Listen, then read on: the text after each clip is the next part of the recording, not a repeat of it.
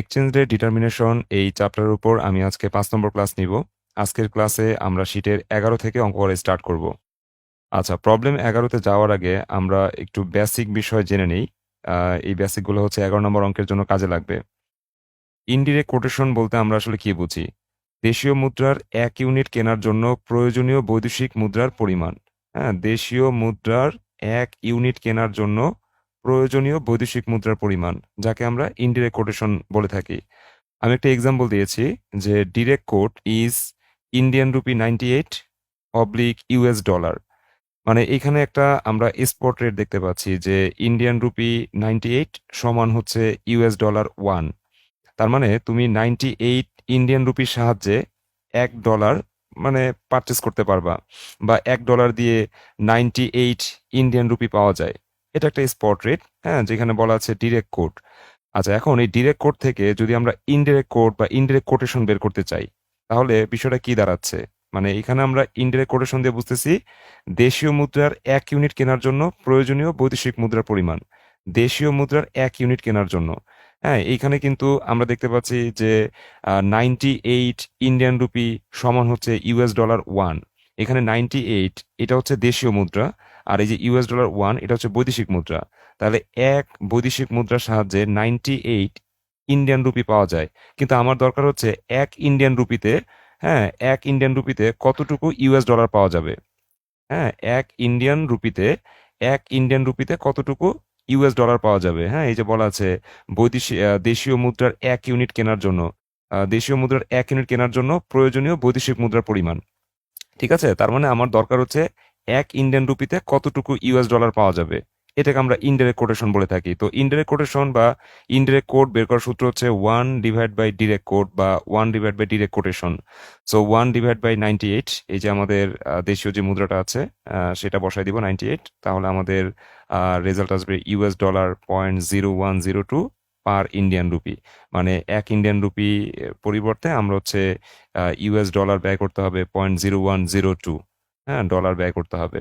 তাহলে আমরা যেটা বুঝতে পারলাম আর কি যে দেশীয় মুদ্রার ১ ইউনিট কেনার জন্য প্রয়োজনীয় বৈদেশিক মুদ্রার পরিমাণ, এই যে দেশীয় মুদ্রা ১ ইউনিট কেনার জন্য প্রয়োজনীয় বৈদেশিক মুদ্রার পরিমাণ।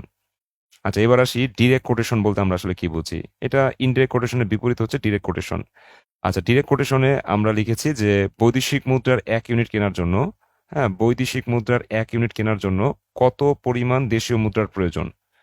আচ্ছা, বৈদেশিক মুদ্রার ১ ইউনিট কেনার জন্য কত পরিমাণ দেশীয় মুদ্রার প্রয়োজন। একটা উদাহরণ দিয়েছি, ইনডিরেক্ট কোটেশন দেওয়া আছে ইউএস ডলার 0.0125 অবলিক আইএনআর মানে ইন্ডিয়ান রুপি। তার মানে 0.0125 ইউএস ডলারের সাহায্যে ১ ইন্ডিয়ান রুপি পাওয়া যায়। কিন্তু আমার দরকার হচ্ছে বৈদেশিক মুদ্রার ১ ইউনিট কেনার জন্য কত পরিমাণ দেশীয় মুদ্রার প্রয়োজন। ঠিক আছে, এই যে বৈদেশিক মুদ্রা ইউএস ডলার, হ্যাঁ, এটা হচ্ছে বৈদেশিক মুদ্রা। এখন এই বৈদেশিক মুদ্রা ১ ইউনিট কেনার জন্য কতটুকু দেশীয় মুদ্রা প্রয়োজন বা কতটুকু ইন্ডিয়ান রুপি প্রয়োজন, এটা আমাদের বের করতে হবে। হ্যাঁ, তখন আমরা ইনডিরেক্ট কোটেশন থেকে ডিরেক্ট কোটেশন নির্ণয় করব। কিভাবে? 1 divide by indirect quotation, that's mean 1 divide by 0.0125, এই যে এই মানটা বসাবো। দেখতে পাচ্ছি ইন্ডিয়ান রুপি 80 বেরোইছে। হ্যাঁ, পাশে লিখতে হবে পার ইউএস ডলার। তার মানে ১ ইউএস ডলারের বিপরীতে আমাদের ইন্ডিয়ান রুপি হচ্ছে কত? ৮০। তাহলে বৈদেশিক মুদ্রা ১ ইউনিট কেনার জন্য, এই যে ১ ইউএস ডলার কেনার জন্য আমাদের ৮০ রুপি ব্যয় করতে হবে। এটি হচ্ছে আমাদের ডিরেক্ট কোটেশন। দেখো, ইনডিরেক্ট কোটেশন আর ডিরেক্ট কোটেশনের কনসেপ্ট আমরা বুঝতে পারছি কিনা।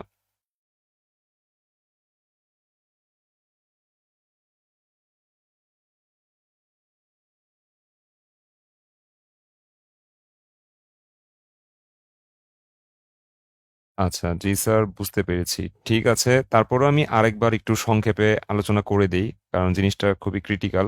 এটা কিন্তু ভালো করে একদম মুখস্থ রাখতে হবে। ঠিক আছে, ওই যে ইনডিরেক্ট কোটেশনের যে সংজ্ঞাটা এটা পুরোটা মুখস্থ রাখতে হবে। আবার ডিরেক্ট কোটেশনের যে সংজ্ঞাটা এটাও পুরোটা মুখস্থ রাখতে হবে। হ্যাঁ, তাহলে কিন্তু অঙ্কটা পারা যাবে, আদারওয়াইজ পারা যাবে না।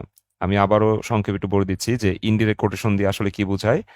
দেশীয় মুদ্রার, হ্যাঁ, দেশীয় মুদ্রার ১ ইউনিট কেনার জন্য প্রয়োজনীয় বৈদেশিক মুদ্রার পরিমাণ। তাহলে আমরা কি কিনবো? আমরা দেশীয় মুদ্রার ১ ইউনিট কিনবো। তাহলে দেশীয় মুদ্রার ১ ইউনিট কেনার জন্য আমাদের কতটুকু বৈদেশিক মুদ্রা প্রয়োজন? হ্যাঁ, এটাই হচ্ছে ইনডিরেক্ট কোটেশন। দেশীয় মুদ্রার ১ ইউনিট কেনার জন্য কতটুকু বৈদেশিক মুদ্রার প্রয়োজন, এটা হচ্ছে ইনডিরেক্ট কোটেশন। তো তোমাদের প্রশ্নে ডিরেক্ট কোটেশন দেওয়া থাকবে, ডিরেক্ট কোটেশন দেওয়া আছে Indian rupee 98 oblique US dollar. এটা দিয়ে আমরা বুঝি হচ্ছে $1 সাহায্যে ইন্ডিয়ান রুপি পাওয়া যায় 98। ঠিক আছে, বাট আমার দরকার হচ্ছে দেশীয় মুদ্রার 1 ইউনিট কেনার জন্য কতটুকু বৈদেশিক মুদ্রা প্রয়োজন, অর্থাৎ ইন্ডিয়ান রুপি যদি আমি 1 ইউনিট কিনতে চাই তাহলে বৈদেশিক মুদ্রা কতটুকু প্রয়োজন, এটা আমাদের বের করতে বলছে। ঠিক আছে, আমি উপরে লিখে দেই। এইখানে যেরকম আছে কি যে দেশীয় মুদ্রা হচ্ছে 98 ইন্ডিয়ান রুপি অবলিক হচ্ছে ইউএস ডলার। তার মানে ইন্ডিয়ান রুপি 98 আর ইউএস ডলার 1, এরা হচ্ছে সমান। তার মানে আমরা দেখতে পাচ্ছি যে 98 US ডলার দিয়ে আমরা হচ্ছে একটা বৈদেশিক মুদ্রা কিনতে পারবো, দ্যাটস মিন একটা ইউএস ডলার কিনতে পারবো। আবার 1 US ডলার সাহায্যে 98 ইন্ডিয়ান রুপি কেনা যাবে। এটা একটা স্পট রেট, হ্যাঁ, বা বিনিময় হার। এখন এই বিনিময় হারটা হচ্ছে ডিরেক্ট কোড। এখন ডিরেক্ট কোড থেকে আমরা ইনডিরেক্ট কোডে যাব। ইনডিরেক্ট কোড মানেই হচ্ছে যে দেশীয় মুদ্রা 1 ইউনিট কিনতে হবে, হ্যাঁ, দেশীয় মুদ্রা 1 ইউনিট কিনতে হবে, তাহলে কতটুকু বৈদেশিক মুদ্রা লাগবে। তার মানে দেশীয় মুদ্রা 1 ইউনিট কিনতে হবে। ঠিক আছে, আমি এখানে 1 লিখলাম, দেশীয় মুদ্রা 1 ইউনিট কিনতে হবে, তাহলে বৈদেশিক মুদ্রা কতটুকু লাগবে, এটা হচ্ছে ইনডিরেক্ট কোটেশন। ঠিক আছে, তো আমরা ইনডিরেক্ট কোটেশন বের করবো কিভাবে, 1/ডিরেক্ট কোটেশন। তাহলে 1/98, দ্যাটস মিন রেজাল্ট আসে US ডলার 0.0102 পার ইন্ডিয়ান রুপি। মানে 1 ইন্ডিয়ান রুপির পরিবর্তে আমাদের ইউএস ডলার লাগবে হচ্ছে 0.0102। তার মানে এক দেশীয় মুদ্রা কেনার জন্য আমাদের বৈদেশিক মুদ্রা লাগতেছে কতটুকু, 0.0102 ইউএস ডলার। আচ্ছা, আর ডিরেক্ট কোটেশনের ক্ষেত্রে আমরা হচ্ছে বৈদেশিক মুদ্রা 1 ইউনিট কিনবো। ঠিক আছে, বৈদেশিক মুদ্রা 1 ইউনিট কিনবো, তাহলে কতটুকু দেশীয় মুদ্রার প্রয়োজন। ঠিক আছে, আমরা হচ্ছে বৈদেশিক মুদ্রা কতটুকু কিনবো, 1 ইউনিট কিনবো, তাহলে দেশীয় মুদ্রা কতগুলা লাগবে। ঠিক আছে, এটা হচ্ছে আমাদের ডিরেক্ট কোটেশন। আচ্ছা, তাহলে ডিরেক্ট কোটেশন যখন আমরা বের করব তখন ইনডিরেক্ট কোটেশন প্রশ্নের মধ্যে দেওয়া থাকবে। তো আমরা দেখতে পাচ্ছি ইউএস ডলার 0.0125 সমান হচ্ছে 1 ইন্ডিয়ান রুপি। কিন্তু আমার দরকার হচ্ছে এক বৈদেশিক মুদ্রা কেনার জন্য কতটুকু ইন্ডিয়ান রুপি লাগবে। হ্যাঁ, বৈদেশিক মুদ্রা কতটুকু লাগবে, এক, তাহলে ইন্ডিয়ান রুপি আমার প্রয়োজন কত, এটা হচ্ছে আমাদের ডিরেক্ট কোটেশন। তো বৈদেশিক মুদ্রা 1 ইউনিট কেনার জন্য, হ্যাঁ, বৈদেশিক মুদ্রা 1 ইউনিট কেনার জন্য কতটুকু দেশীয় মুদ্রা লাগবে। তো এইটা যদি বের করতে চাই তখন আমরা ডিরেক্ট কোটেশন বের করবো, 1/ইনডিরেক্ট কোটেশন বা 1/0.0125। তাহলে ক্যালকুলেশন করলে আমরা দেখতে পাচ্ছি ইন্ডিয়ান রুপি 80 আসে পার ইউএস ডলার। মানে 1 ইউএস ডলারের জন্য আমাদের ইন্ডিয়ান রুপি লাগবে হচ্ছে 80। হ্যাঁ, সেই ক্ষেত্রে আমরা 1 ইউএস ডলার কিনতে পারবো। সো ওইটাই বুঝাইছে যে বৈদেশিক মুদ্রা 1 ইউনিট কেনার জন্য কতটুকু দেশীয় মুদ্রা লাগবে। বৈদেশিক মুদ্রা 1 ইউনিট কেনার জন্য দেশীয় মুদ্রা লাগবে 80 ইন্ডিয়ান ডলার। আচ্ছা, আশা করি ইনডিরেক্ট কোটেশন ডিরেক্ট কোটেশন সবাই বুঝতে পারছি। চলে যাচ্ছি আমাদের আজকের অঙ্কে, অর্থাৎ 11 নম্বর অঙ্কে। ওকে, স্ক্রিনে আমরা 11 নম্বর অঙ্কটা দেখতে পাচ্ছি। এখানে বলা হয়েছে the spot rate of euro is quoted this morning at $1.031। আচ্ছা, বলা হয়েছে ইউরো এবং ডলারের একটা স্পট রেট আমাদের প্রশ্নে দেওয়া আছে, যে আমরা 1 ইউরো, 1 ইউরো সমান দেখতে পাচ্ছি ডলার হচ্ছে 1.031। আচ্ছা, এটা হচ্ছে একটা স্পট রেট। স্পট রেট বলতে আমরা কি বুঝি, যে বর্তমান বিনিময় হার। আমার কাছে যদি 1 ইউরো থাকে তাহলে আমি 1.03 ডলার 31 ডলার কিনতে পারবো, অথবা যদি 1.031 ডলার থাকে তাহলে আমি হচ্ছে 1 ইউরো কিনতে পারবো। This is a direct quotation, এটা হচ্ছে ডিরেক্ট কোটেশন। এখন যখন ডিরেক্ট কোটেশন দেওয়া থাকবে যে 1 ইউরো সমান ডলার হচ্ছে 1.031, হ্যাঁ, যখন ডিরেক্ট কোটেশন দেওয়া থাকবে তখন যেইটা এক একক মুদ্রায় থাকবে, হ্যাঁ, এক একক মুদ্রায় থাকবে, সেটা হচ্ছে বৈদেশিক মুদ্রা। মানে ডিরেক্ট কোটেশন যখন দেয়া থাকবে, মানে বলাই তো আছে যে স্পট রেট হচ্ছে 1 ইউরো সমান ডলার হচ্ছে 1.031। এখন এই যে স্পট রেটটা দেওয়া আছে, এটা কি, এটা হচ্ছে ডিরেক্ট কোটেশন। তো যখন ডিরেক্ট কোটেশন থাকবে তোমরা দেখবা যে কোন মুদ্রাটা 1 ইউনিটে আছে, যেই মুদ্রাটা 1 ইউনিটে আছে সেটা হচ্ছে বৈদেশিক মুদ্রা, সেটা হচ্ছে বৈদেশিক মুদ্রা। আর যেই মুদ্রাটা 1 ইউনিটে নাই, হ্যাঁ, সেই মুদ্রাটা হচ্ছে দেশীয় মুদ্রা। ওকে, এখন বলছে as it represent the value of foreign currency in dollar. মানে ডলারে হচ্ছে কি আমাদের এই তথ্যটা প্রকাশ করা হয়েছে। Calculate the indirect quotation of the euro is the reciprocal of the direct quotation. আচ্ছা, আমাদের নির্ণয় করতে বলছে ইনডিরেক্ট কোটেশনটা কত। এটা হচ্ছে আমাদের রিকোয়ারমেন্ট, ফার্স্ট রিকোয়ারমেন্টে আমরা হচ্ছে ইনডিরেক্ট কোটেশনটা নির্ণয় করব।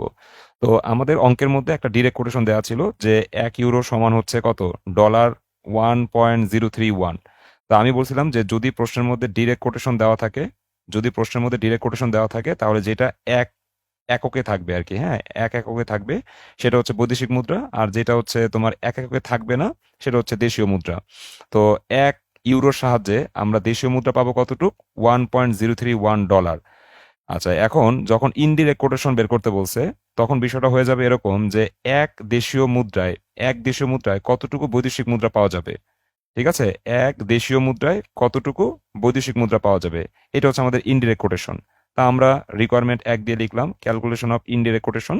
এরপরে উইনো দিয়ে আমরা ইনডিরেক্ট কোটেশনের সূত্র বসাই দিলাম 1 divide by direct quotation. So 1 divide by direct quotation, এই ডিরেক্ট কোটেশনের পরিবর্তে এই যে আমাদের দেশীয় মুদ্রার যে মানটা আছে 1.031, এই 1.031 বসাই দিব।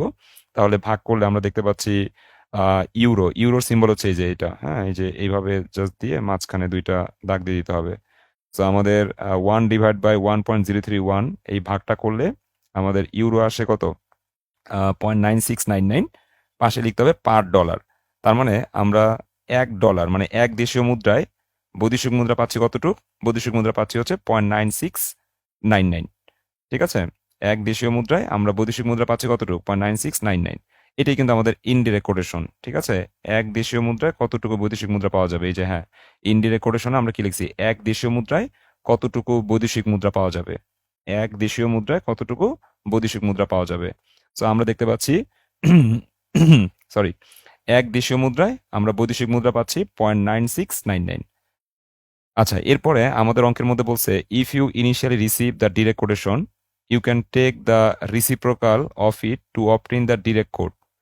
আচ্ছা, since the indirect quotation for the euro is $0.97, মানে আমাদের প্রশ্নের মধ্যে ইনডিরেক্ট কোটেশন দেওয়া আছে, যে ইনডিরেক্ট কোটেশন দেওয়া আছে ইউরো ইজ $0.97। হ্যাঁ, মানে 1 ইউরো দিয়ে হচ্ছে $0.97 পাওয়া যায়, 1 ইউরো দিয়ে $0.97 পাওয়া যায়। তো যখন ইনডিরেক্ট কোটেশন দেওয়া থাকবে, হ্যাঁ, তখন মাথায় রাখবা যেইটা এককে থাকবে বা 1 ইউনিটে থাকবে, হ্যাঁ, সেটা হচ্ছে দেশীয় মুদ্রা। আর যেটা হচ্ছে এককে থাকবে না, সেটা হচ্ছে বৈদেশিক মুদ্রা। বৈদেশিক মুদ্রা যেটা এককে থাকবে না, সেটা হচ্ছে কি? বৈদেশিক মুদ্রা।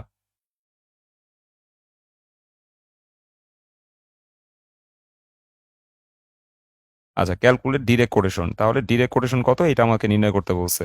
সো আমাদের এখান থেকে মেনলি অঙ্কটা স্টার্ট, যে since the indirect quotation for the euro is $0.97, মানে ইনডিরেক্ট কোটেশনটা দেওয়া আছে। ইনডিরেক্ট কোটেশন দেওয়া আছে কি, যে $1 সমান হচ্ছে, সরি, 1 ইউরো সমান হচ্ছে $0.97, 1 ইউরো সমান ডলার হচ্ছে 0.97।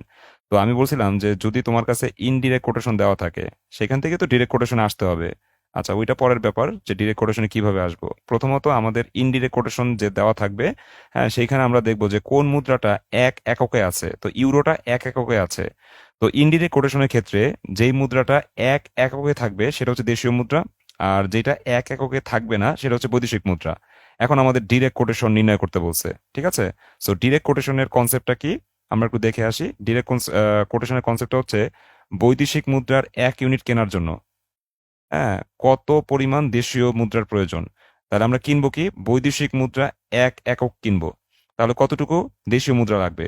বৈদেশিক মুদ্রা 1 একক কিনবো, তাহলে দেশীয় মুদ্রা কতটুকু লাগবে? বৈদেশিক মুদ্রা 1 একক কিনবো, এই যে বৈদেশিক মুদ্রা 1 একক কিনবো, তাহলে দেশীয় মুদ্রা কতটুকু লাগবে? হ্যাঁ, এটাই হচ্ছে আমাদের ডিরেক্ট কোটেশন। তাহলে আমরা দেখি যে 1 একক বৈদেশিক মুদ্রা কেনার জন্য আমাদের দেশীয় মুদ্রা কতটুকু লাগে। সো আমরা লিখলাম ক্যালকুলেশন অফ ডিরেক্ট কোটেশন। উইনো দিয়ে আমরা ডিরেক্ট কোটেশনের সূত্র বসালাম 1 by indirect quotation. So 1 by ওই যে 0.97, এই যে 0.97 যেই মুদ্রাটা দেওয়া আছে, হ্যাঁ, ডলারে দেওয়া আছে 0.97। সো ভাগ করলাম, ভাগ করলে আমাদের আসবে হচ্ছে ইউরো 1.0309, পাশে লিখতে হবে পার ডলার।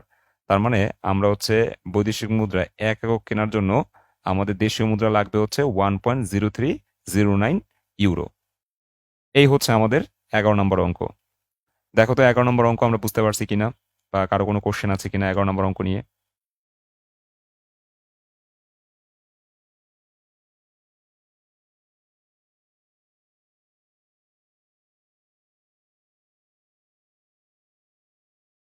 আচ্ছা, কোশ্চেন থাকলে অবশ্যই করবা। আশা করি সবাই বুঝতে পেরেছো। চলে যাচ্ছি পরবর্তী অঙ্কে। ওকে, স্ক্রিনে আমরা 12 নম্বর অঙ্কটি দেখতে পাচ্ছি। এখানে বলা হয়েছে a British investor purchase a stock for $5,000 in NYSE. NYSE বলতে বোঝানো হয় New York Stock Exchange. N দিয়ে বোঝায় নিউ, ওয়াই দিয়ে বোঝায় ইয়র্ক, আর এসই দিয়ে বোঝায় স্টক এক্সচেঞ্জ। সো এনওয়াইএসই দিয়ে বোঝায় নিউ ইয়র্ক স্টক এক্সচেঞ্জ। তো এ ব্রিটিশ ইনভেস্টর, একজন ব্রিটিশ বিনিয়োগকারী, উনি হচ্ছে স্টক পারচেস করেছে, একটা স্টক পারচেস করেছে যার মূল্য হচ্ছে $5,000 when the US dollar is at $1.2654 oblique US dollar. মানে হচ্ছে যখন হচ্ছে এই লোকটা $5,000 স্টক কিনেছে, তখন US dollar is at you $1.2654 oblique হচ্ছে ইউএস ডলার। মানে হচ্ছে এক এক ইউএস ডলার সমান হচ্ছে ইইউ, মানে ইউরোপিয়ান ইউনিয়ন ডলার হচ্ছে 1.2654। ঠিক আছে। এখন বলছে আফটার 1 ইয়ার, 1 বছর পর, the stock is sold for $5,900। 1 বছর পর এই স্টকটা $5,900 বিক্রি হয়েছে। পেইজ নো ডিভিডেন্ড, মানে কোনো ডিভিডেন্ড পরিশোধ করা হয়নি। The US dollar is now at $2.1257। মানে এখন আমাদের ইউএস ডলার, মানে $1 দিয়ে কতটুকু ইউরোপিয়ান ইউনিয়নের ডলার পাওয়া যাবে? $2.1257 পাওয়া যাবে। হ্যাঁ, এটা হচ্ছে ইউরোপিয়ান ডলার, মানে $1 সমান হচ্ছে কি European Union dollar 2.1257। Compute total return in domestic term. আচ্ছা, total return in domestic term আমাদের বের করতে বলছে। সো এটা তোমরা খাতায় একটু লিখে রাখবে আলাদাভাবে। Total return in domestic term বের করার সূত্র হচ্ছে আর। এই আর দিয়ে বোঝায় রিলেটিভ রিটার্ন।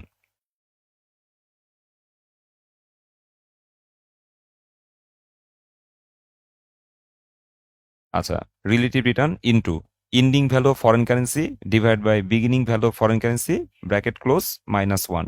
আচ্ছা, এটা হচ্ছে total return in domestic term, হ্যাঁ, বের করার সূত্র। এখন কথা হচ্ছে আমাদের এই আর বা রিলেটিভ রিটার্ন, এটা আমাদের প্রশ্নে দেওয়া নাই, এটা আমরা একটু হেয়ারে বের করে নিব। এটা বের করার সূত্র হচ্ছে D1 plus PE divide by PB. এখানে D1 এর পরিবর্তে তুমি সিএফ ব্যবহার করতে পারো, মানে ক্যাশ ফ্লো ব্যবহার করতে পারো। সিএফ লিখতে পারো, ক্যাশ ফ্লো। আচ্ছা, cash flow plus ending price divide by beginning price. Relative return বের করার একটাই সূত্র, cash flow plus ending price. এই যে পিই দিয়ে বোঝায় কি ending price. Cash flow plus ending price divide by beginning price. এই সূত্রটা প্রয়োগ করে আমরা রিলেটিভ রিটার্ন আলাদা বের করে নিব। আচ্ছা, এখন রিলেটিভ রিটার্ন কত? ক্যাশ ফ্লো, এখানে বলা আছে নো ডিভিডেন্ড, মানে কোনো ডিভিডেন্ড পাওয়া যায় নাই। হ্যাঁ, তো ডিভিডেন্ড যেহেতু পাওয়া যায় নাই, সেহেতু ক্যাশ ফ্লো জিরো হবে। এই যে এখানে ক্যাশ ফ্লো জিরো বসানো হয়েছে, তারপর একটা প্লাস ইন্ডিং প্রাইস কত? ইন্ডিং প্রাইস হচ্ছে এই যে এখানে বলা আছে স্টকটা সোল্ড করা হয়েছে, 1 বছর পর স্টকটা বিক্রি করা হয়েছে $5,900। এটা হচ্ছে ইন্ডিং প্রাইস। আর এই যে কিনছিলাম $5,000, এটা হচ্ছে বিগিনিং প্রাইস। তো আমরা ইন্ডিং প্রাইস 5,900 বসাবো আর বিগিনিং প্রাইস 5,000 বসাবো। ভাগ করলে রিলেটিভ রিটার্ন পাওয়া যাবে হচ্ছে 1.18। তাহলে আমরা এখানে রিলেটিভ রিটার্নের পরিবর্তে 1.18 বসিয়ে দেবো, তারপরে ইন্টুর জায়গায় ইন্টু বসাবো। আর ending value of foreign currency হচ্ছে এই যে এটা 2.1257। আর তাকে ভাগ করতে হবে beginning value of foreign currency. এই যে beginning value of foreign currency হচ্ছে 1.2654।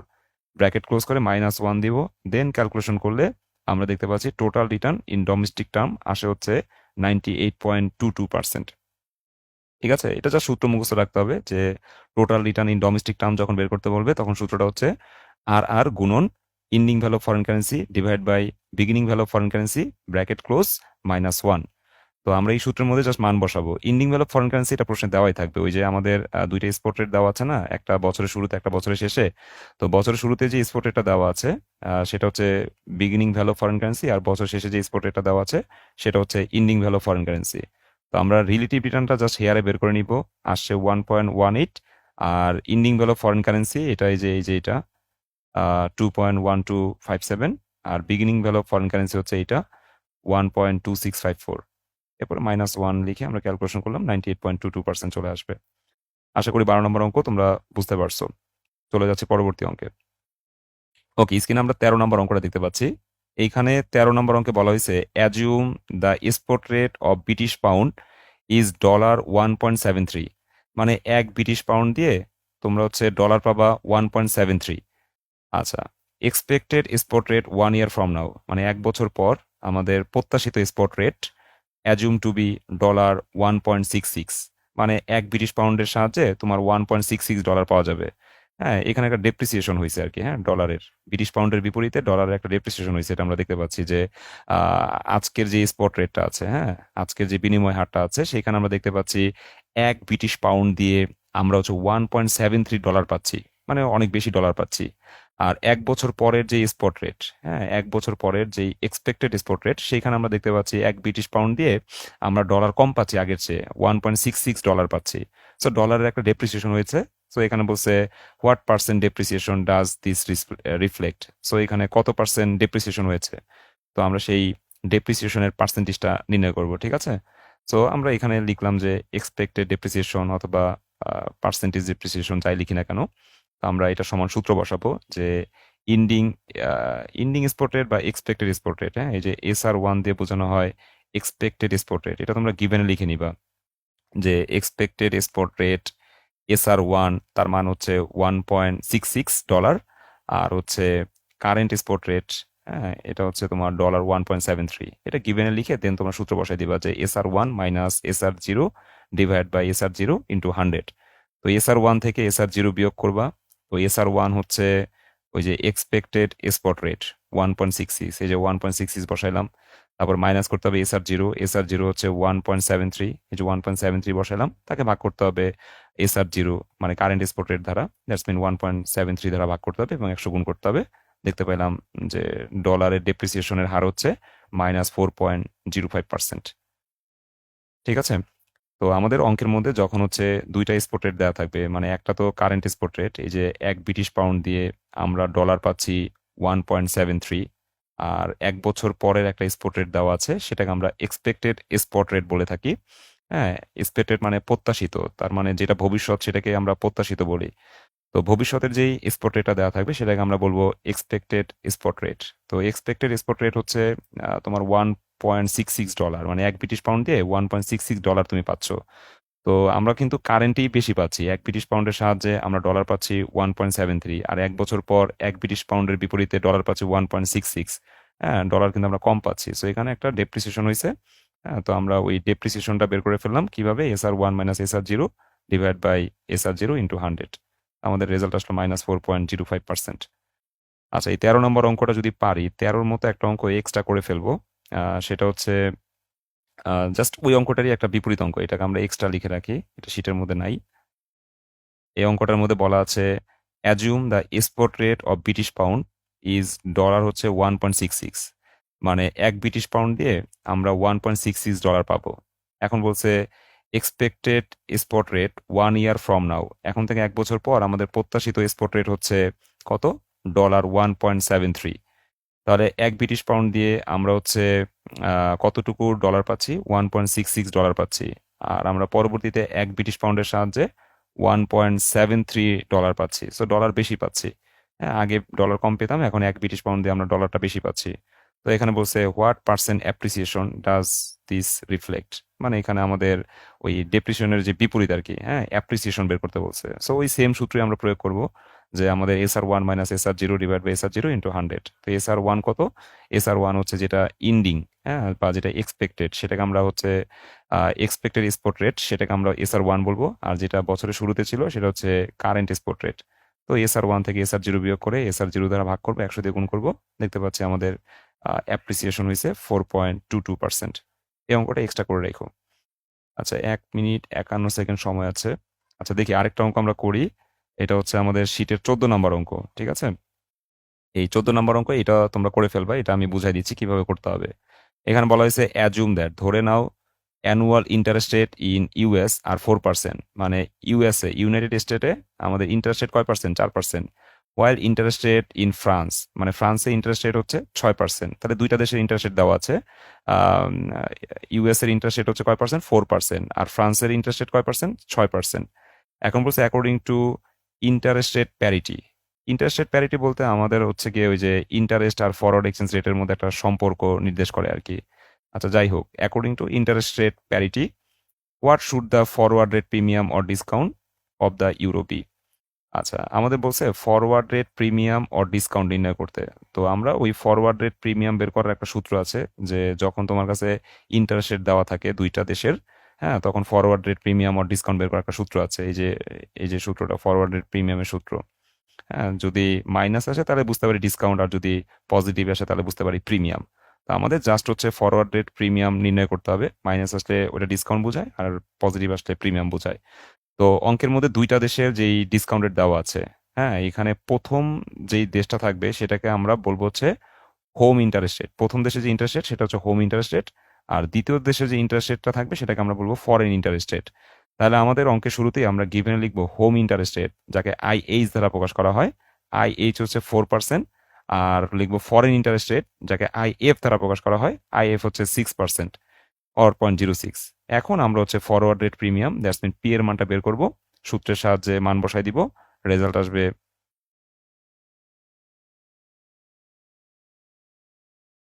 আচ্ছা, যেখানে ছিলাম আর কি, যে forward rate premium or discount আমাদের বের করতে বলছে, ঠিক আছে। So forward rate premium or discount বের করার জন্য আমাদের একটা সূত্র আছে, এই যে পি সমান, আমরা একটা সূত্র দেখতে পাচ্ছি।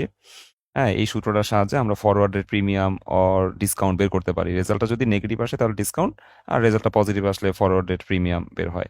আচ্ছা, সো আমাদের অঙ্কের মধ্যে দুইটা দেশের ইন্টারেস্ট রেট দেওয়া আছে, একটা হচ্ছে ইউএস এর ইন্টারেস্ট রেট 4%, আর একটা ফ্রান্সের ইন্টারেস্ট রেট 6%। তো প্রথম দেশের যে ইন্টারেস্ট রেটটা সেটা হচ্ছে হোম ইন্টারেস্ট রেট, আর দ্বিতীয় দেশের যে ইন্টারেস্ট সেটা হচ্ছে ফরেন ইন্টারেস্ট রেট। তো আমাদের গিভেনের মধ্যে দুইটা আইটেম লিখতে হবে, যে হোম ইন্টারেস্ট রেট আইএইচ এর মান 4%, আর ফরেন ইন্টারেস্ট রেট আইএফ এর মান হচ্ছে 6%। আচ্ছা, এখন আমাদের যে রিকোয়ারমেন্টটা আছে যে what should forward rate premium or discount, so আমরা just forward rate premium P সমান একটা সূত্র ইউজ করব। রেজাল্টটা পজিটিভ আসলে প্রিমিয়াম, রেজাল্টটা নেগেটিভ আসলে ডিসকাউন্ট বোঝায় আর কি। সো আমরা লিখলাম calculation of forward rate premium, ব্র্যাকেটে লিখলাম পি। উইনো দিয়ে আমরা পি এর সূত্রটা বসাই দিলাম, third bracket 1 + IS divide by 1 + IF, third bracket close, -1। মান বসাই দিলাম, রেজাল্ট আসলো -1.89%। সো এটা হচ্ছে আমাদের ফরওয়ার্ড রেট ডিসকাউন্ট চলে আসছে।